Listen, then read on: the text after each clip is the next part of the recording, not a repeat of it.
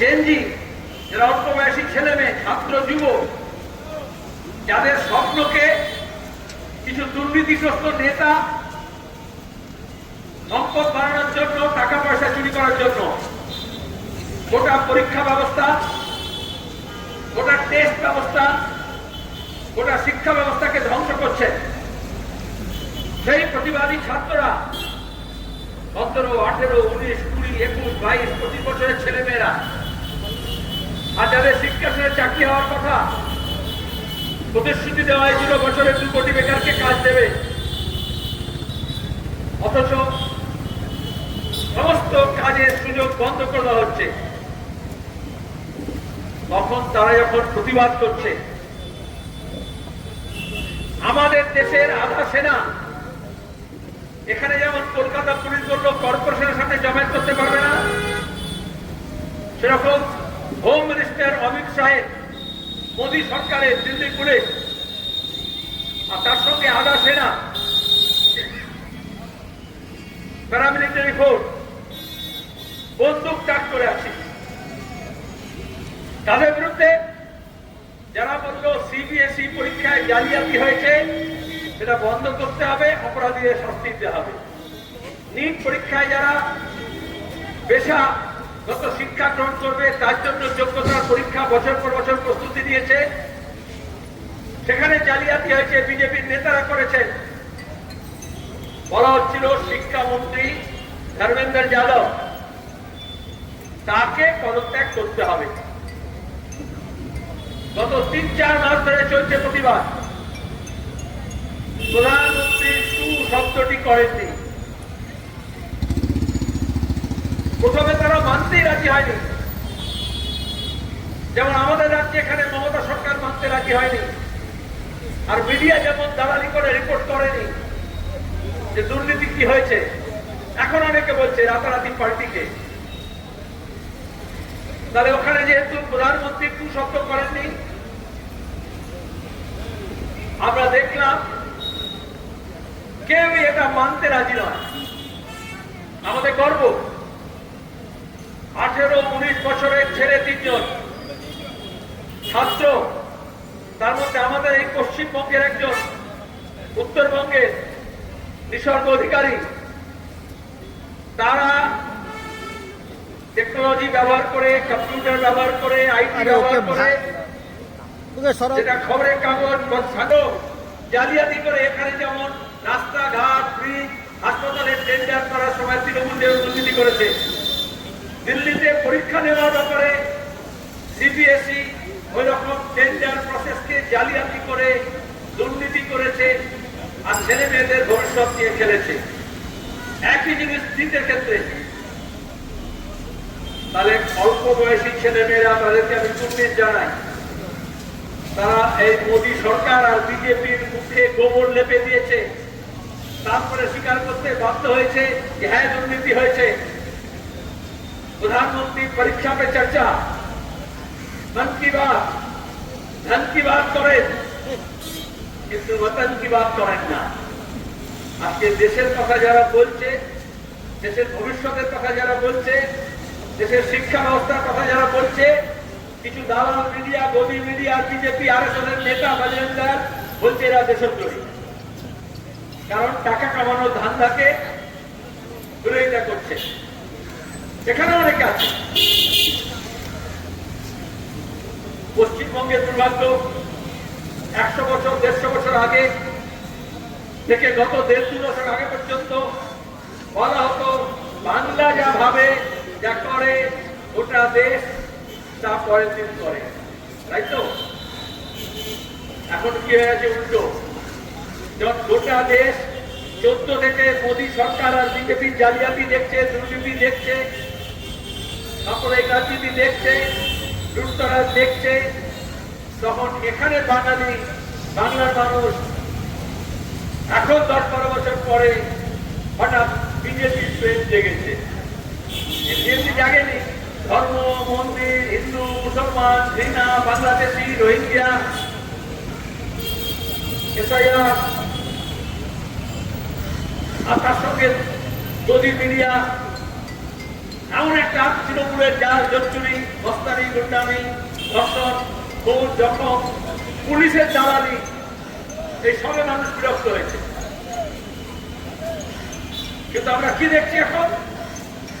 গোটা দেশে নতুন প্রজন্ম তারা বুক চিতিয়ে লড়াই করছে। আমরা যখন বলতাম গণতন্ত্রকে ধ্বংস করা হচ্ছে, যখন মিটিং করা যাবে না, মিছিল করা যাবে না, পুলিশ পেলিয়ে দেওয়া হবে, আজকে দেশের সরকার মোদী, অমিত শাহ কোনো কথা বলতে রাজি নন, পুলিশকে দিয়ে সাহায্য করবেন। আর সাম্প্রদায়িক রাজনীতি করলে এটা হয়, যেমন নাগরিকতা আইনের বিরুদ্ধে দিল্লিতে শাহিনবাগে মহিলারা এখন অবস্থান করছেন, এই বাজরঙ্গীরা মিছিল করে বলল গলি মারো ভারত। অনেককে তখন বোঝানো হলো এটা বাংলাদেশি, মুসলমান, পাকিস্তানি। যখন জামিয়া বিশ্ববিদ্যালয়ের ছাত্রদেরকে বিশ্ববিদ্যালয়ের মধ্যে ঢুকে দিল্লি পুলিশ গুন্ডামি করলো, যখন দিল্লিতে দাঙ্গা হলো, হরিয়ানা, উত্তরপ্রদেশ এবং দিল্লি পুলিশ মিলে বিজেপি যখন মানুষকে ভাগ করার রাজনীতি করলো, অনেকে মনে করলেন বোধহয় হিন্দু খাতরে লেখা, এবার হিন্দু জাগরণ হয়ে গেছে। কিন্তু কালকে যখন দিল্লি পুলিশ 11-12 ছাত্রছাত্রী, মেডিকেল অ্যাসপিরেন্ট, ইঞ্জিনিয়ারিং অ্যাসপিরেন্ট, বেকার ছেলে মেয়ে, কে তপশিলি জাতি, কে আদিবাসী, কে উত্তরপ্রদেশ, কে পাঞ্জাব, কে দিল্লি, কে বিহার, কে বাংলা, সবার বিরুদ্ধে যুদ্ধ ঘোষণা করল। এখন অনেকে চরম লড়ছে।